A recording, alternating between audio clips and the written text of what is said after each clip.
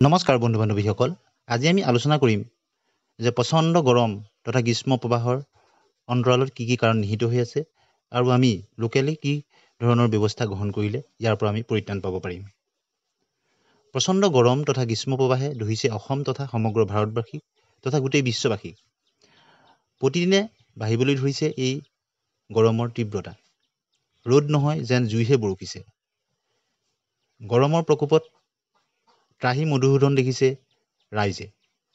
প্ৰচণ্ড ৰ'দত এফালৰ পৰা শুকাই গৈছে গছ গছনি, শুকাই গৈছে নদ নদী, কৃষিভূমিত খেতিয়কে কঠীয়া পাৰিব পৰা নাই। চাহ বাগিচাৰ পাত শুকাই গৈছে, উৎপাদন হ্ৰাস পাইছে। গোলকীয় উষ্ণতা বৃদ্ধিৰ, জলবায়ু পৰিৱৰ্তন নে আন কিবা কাৰণত ইমান প্ৰচণ্ড গ্ৰীষ্ম প্ৰবাহ? আহকচোন আজি এই ভিডিঅ'টোত এই বিষয়ে আমি আলোচনা কৰিম। আৰু আপোনালোকেও যদি এই ভিডিঅ'টোত উল্লেখ কৰা কাৰণৰ বাহিৰে অন্য কিবা কাৰণ আছে বুলি ভাবে কমেণ্ট ছেকশ্যনত ভদ্ৰভাৱে জনাবলৈ নাপাহৰিব। প্ৰথমবাৰৰ কাৰণে ভিডিঅ'টো চাইছে যদি চেনেলটো ছাবস্ক্ৰাইব কৰি দিব, ভাল পালে লাইক আৰু শ্বেয়াৰ কৰি দিব। 2022 চনটো গ্ৰীষ্ম প্ৰবাহত যথেষ্ট বৃদ্ধি পাইছিল। সেই সময়ত ইয়াক আটাইতকৈ বেছি গৰমকাল বা গ্ৰীষ্মকাল বুলি অভিহিত কৰা হৈছিল। সেই সময়ত ইমানেই গৰম বেছি হৈছিল যে বিগত 122 বছৰৰ ৰেকৰ্ড ভংগ কৰিছিল। ইয়াৰ পিছত 2023 চন আহিল। 23 চনত এই গৰম তথা গ্ৰীষ্ম প্ৰবাহ আৰু বৃদ্ধি পালে 2022 তুলনাত। বিজ্ঞানীসকলে কৈছিল যে পৃথিৱীৰ দক্ষিণ গোলাৰ্ধত যোৱা 2000 বছৰৰ আটাইতকৈ বেছি গৰম পৰিছিল এই 2023 চনতে। অৰ্থাৎ 22ৰ পিছত 23 চনত আৰু তীব্ৰতা বৃদ্ধি পালে। আৰু এতিয়া এই 2024 চনৰ জানুৱাৰী মাহৰ পৰা বৰ্তমানলৈকে পূৰ্বৰ সকলো ৰেকৰ্ড ভংগ কৰিলে এই গ্ৰীষ্ম প্ৰবাহে। ভাৰতবৰ্ষৰ লগতে দক্ষিণ পূব এছিয়াত এই গ্ৰীষ্ম প্ৰবাহে পূৰ্বৰ সকলো ৰেকৰ্ড ভংগ কৰিলে। সমগ্ৰ দেশত গ্ৰীষ্ম প্ৰবাহৰ যি ৱাৰ্ণিং, সেই ৱাৰ্ণিং দিয়া হৈছে। আমাৰ অসমতো 42 ডিগ্ৰী চেলছিয়াছ পৰ্যন্ত তাপমাত্ৰা বৃদ্ধি পাইছে এই মাহতেই। ভাৰতৰ কোনো কোনো ঠাইত 46 ডিগ্ৰীলৈকে তাপমাত্ৰা বৃদ্ধি পাইছে এই মে' মাহতে। তাপমাত্ৰা বৃদ্ধিৰ একমাত্ৰ কাৰণ গোলকীয় উষ্ণতা বৃদ্ধি নে জলবায়ু পৰিৱৰ্তন, এই দুটা মুখ্য কাৰণ হিচাপে সকলোৱে অভিহিত কৰিব বিচাৰে। ইয়াৰ আঁৰত আৰু বহু কাৰণ আছে। এই দুটা মুখ্য কাৰণৰ বাহিৰেও আৰু বহু কাৰণ আছে যাক আমি এই প্ৰচণ্ড গৰম বা তাপমাত্ৰা বৃদ্ধিৰ কাৰণ হিচাপে অভিহিত কৰিব পাৰোঁ। ভাৰতৰ বাহিৰেও অন্যান্য ৰাষ্ট্ৰবিলাকতো এই উষ্ণতা বৃদ্ধিৰ ফলত মানুহৰ মৃত্যু পৰ্যন্ত হৈছে। এই উষ্ণতা বৃদ্ধিৰ অন্য এটা কাৰণ হ'ল এটা প্ৰাকৃতিক পৰিঘটনা যাক আমি কওঁ এল নিনো কণ্ডিশ্যন। জলবায়ু পৰিৱৰ্তনৰ ফলত ই আৰু বেছি হৈ যাবলৈ ধৰিছে। এই যিটো এল নিনো চাইকুল, বিশেষকৈ এল নিনো চাউথাৰ্ণ অচিলেশ্যন বুলি কোৱা হয়। চমুকৈ ইয়াক ESO বুলি অভিহিত কৰা হয়। ই পৃথিৱীৰ এটা প্ৰাকৃতিক চাইকুল যি প্ৰতি 5 বছৰৰ পৰা 7 বছৰৰ পিছত দেখা পোৱা যায়। জলবায়ু পৰিৱৰ্তনৰ বাবে ই প্ৰতি বছৰে বছৰে ইয়াৰ তীব্ৰতা বাঢ়িবলৈ ধৰিছে।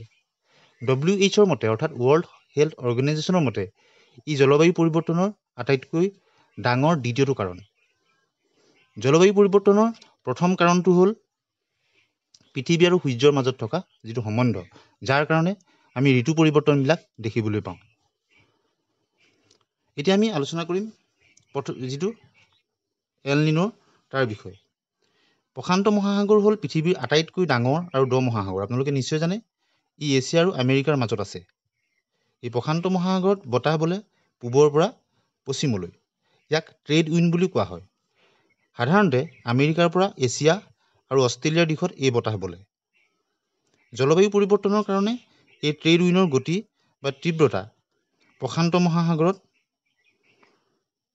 হ্ৰাস পায়।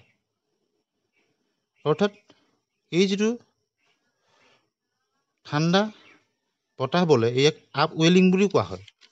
আপৱেলিঙৰ তীব্ৰতা যদি কমি যায়, কমজোৰ হৈ পৰে, তেতিয়া গৰম পানীবিলাক গৰমেই হৈ থাকে আৰু অষ্ট্ৰেলিয়াৰ ফালে গৰমটো বেছি বাঢ়ি যায়। আৰু ইয়াকেই কোৱা হয় এল নিনো কণ্ডিশ্যন। ই প্ৰতি 4-5 বছৰ বা 7 বছৰৰ মূৰত হয়। এই এল নিনো হ'লে 6 মাহৰ পৰা এবছৰ পৰ্যন্ত এই কণ্ডিশ্যনটো চলি থাকে। আৰু এই এল নিনোৰ সময়ত পৃথিৱীৰ জলবায়ু পৰিৱৰ্তন হৈ পৰে। অষ্ট্ৰেলিয়া আৰু দক্ষিণ পূব এছিয়াত বেছি গৰম হয় এই এল নিনো কণ্ডিশ্যনৰ কাৰণে। আৰু গৰমৰ তীব্ৰতাটো বাঢ়ি যায়, বনজুই পৰ্যন্ত হ'ব পাৰে। আৰু হৈছে যোৱা 2018-19 চনত এই এল নিনো কণ্ডিশ্যনটো দেখা গৈছিল। আৰু এতিয়া শেহতীয়াকৈ 2023 চনৰ জানুৱাৰী মাহৰ পৰা বৰ্তমানলৈকে অৰ্থাৎ 2024 বৰ্তমান সময়লৈকে এটা এল নিনো কণ্ডিশ্যন চলি আছে, যাৰ কাৰণে এতিয়া এই যে প্ৰচণ্ড গৰমটো দেখিবলৈ পোৱা গৈছে। আপোনালোকে নিশ্চয় বুজি পাইছে। ইয়াৰ উপৰিও এল নিনোৰ ঠিক বিপৰীতমুখী অন্য এটা পৰিঘটনাও আছে, যাক কোৱা হয় লা নিনা। সম্পূৰ্ণ এল নিনোৰ বিপৰীত যিটো স্থিতি পৰিঘটনা, এই এল নিনাৰ ফলতো যিটো জলবায়ু পৰিৱৰ্তনটো দেখা পোৱা যায়। প্ৰশান্ত মহাসাগৰৰ যেতিয়া ট্ৰেড উইণ্ডৰ তীব্ৰতাটো কমি গ'লে এল নিনো হয়, আৰু তীব্ৰতাটো যদি বাঢ়ি যায়, খুব জোৰত বলিবলৈ ধৰে, তেতিয়া কি হয়, অষ্ট্ৰেলিয়াৰ ফালে বেছি কোবত গৈ সেইফালে বহুত বেছি বৰষুণ হ'বলৈ ধৰে। আৰু এই লা নিনাৰ ফলতেই 2021 পৰা 23 চনলৈকে চলিছিলে, আৰু লা নিনাটো 3-4 বছৰ পৰ্যন্ত চলিব পাৰে। 2021 পৰা 2023 চনলৈকে এই লা নিনাটো ইমানেই বেছিকৈ চলিছিল যে ইয়াৰ ফলত অষ্ট্ৰেলিয়াৰ ফালে যথেষ্ট বানপানী দেখিবলৈ পোৱা গৈছিল। গতিকে আপোনালোকে দুইটা কণ্ডিশ্যন বুজি পালে, এল নিনো, তাৰ বিপৰীতটো হ'ল লা নিনা। এতিয়া বিজ্ঞানীসকলৰ মতে এল নিনোৰ তীব্ৰতা হ্ৰাস পাইছে আৰু ইয়াৰ পিছত লা নিনা আহিব পাৰে। এতিয়া যিটো এল নিনো চলি আছে আমাৰ 2023 চনৰ জানুৱাৰীৰ পৰা বৰ্তমানলৈকে, তাৰ তীব্ৰতাটো ক্ৰমাৎ হ্ৰাস পাবলৈ ধৰিছে। গতিকে এল নিনো শেষ হ'লেই তাৰ পিছতে আহে লা নিনো। লা নিনা হ'লে বৰষুণৰ পৰিমাণটো বাঢ়ি যায়। ইয়াৰ ফলত আগষ্ট ছেপ্টেম্বৰ মাহত হয়তো বৰষুণ আগতকৈ বেছি হ'ব, আৰু যোৱা বছৰৰ তুলনাত হয়তো এইবাৰ প্ৰবল বৃষ্টিপাত হ'ব পাৰে। বিজ্ঞানীসকলৰ মতে মানৱ সৃষ্ট কাৰণত যি জলবায়ু পৰিৱৰ্তন হৈছে, তাৰ ফলত এল নিনোৰ প্ৰভাৱ বেছি হ'বলৈ ধৰিছে, যাৰ ফলত গৰম হ'লে বহুত বেছি গৰম হয়, আৰু যি সময়ত বৰষুণ বেছি হয়, বৰষুণ বহুত বেছি হয়, ফলত বানপানীৰ সমস্যাটো বৃদ্ধি হৈ যায়। অৰ্থাৎ মানৱ সৃষ্ট কাৰণত এল নিনো আৰু লা নিনা এই দুটাৰ প্ৰভাৱ পৰিছে, যাৰ ফলত গৰম হ'লে অত্যাধিক গৰম আৰু বৰষুণ হ'লে অত্যাধিক বৰষুণ হ'বলৈ ধৰিছে। গতিকে বৰ্তমান সময়ত যিটো উষ্ণতাৰ লগত জড়িত অন্য এটা কথা হ'ল হিউমিডিটি। এতিয়া যোৱা 2 এদিনত 42 ডিগ্ৰী পৰ্যন্ত পাইছেগৈ অসমত তাপমাত্ৰা, কিন্তু হিউমিডিটিটো বেছি হোৱাৰ কাৰণে ফিল্ডছটো আমাৰ 50 ডিগ্ৰীমান হোৱা যেন লাগিছে, যিটো অসহনীয় হৈ পৰিছে। আপোনালোকে কথাটো বুজি পাইছে? আৰু এই দুয়োটাৰ মাজত যিটো বস্তু আছে, তাপমাত্ৰা আৰু ইয়াৰ মাজত এইটো হ'ল হিট ইনডেক্স বুলি কোৱা হয়। অৰ্থাৎ তাপমাত্ৰা আৰু হিউমিডিটিৰ মাজত এটা সম্বন্ধ আছে। সেইকাৰণে অসমত যি এতিয়া দেখা গৈছে যে 42 ডিগ্ৰীলৈকে হৈছিলে, কিন্তু বাহিৰত আপোনাৰ ফিলিংছটো 50 ডিগ্ৰী যেন অনুভৱ হয়। অৰ্থাৎ হিউমিডিটিটো বেছি হোৱাৰ কাৰণে হৈছে। গতিকে এনেধৰণৰ যদি বেছিকৈ ৰ'দত থকা যায়, তেতিয়া আমাৰ ছানষ্ট্ৰক পৰ্যন্ত হ'ব পাৰে, বা হিট ষ্ট্ৰক হৈ মৃত্যু পৰ্যন্ত হ'ব পাৰে অত্যন্ত গৰমত থাকিলে। গতিকে চহৰবিলাকত য'ত গছ গছনি নাই, তাত তাপমাত্ৰাৰ অনুভৱটো বেছি হয়, আৰু চহৰৰ যিবিলাক অঞ্চলত গছ গছনি আছে, তাত অলপ অনুভৱটো কম হয়।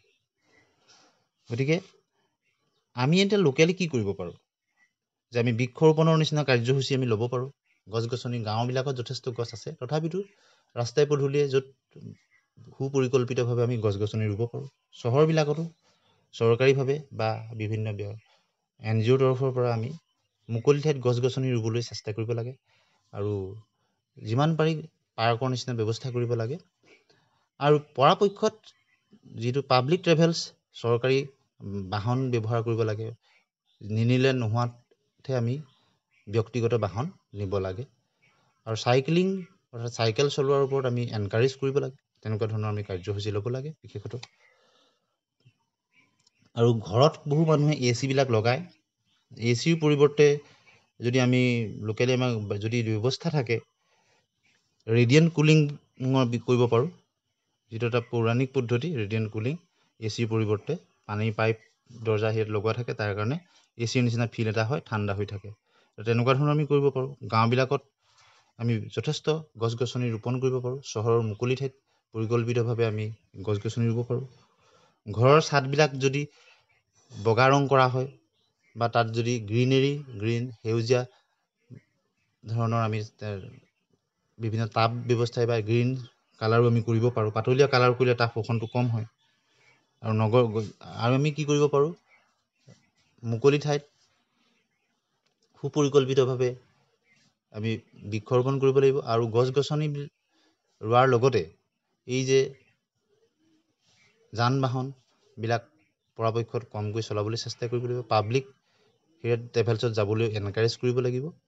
তেতিয়া কিছু এই সজাগতাখিনি ল'ব পাৰিলে আমি নিশ্চয় এই প্ৰচণ্ড তাপৰ পৰা ৰক্ষা পাব পাৰিম। আৰু প্ৰাকৃতিকভাৱে কি কি কাৰণত হ'ব পাৰে সেইখিনি কথা আজি আমি আলোচনা কৰিলোঁ।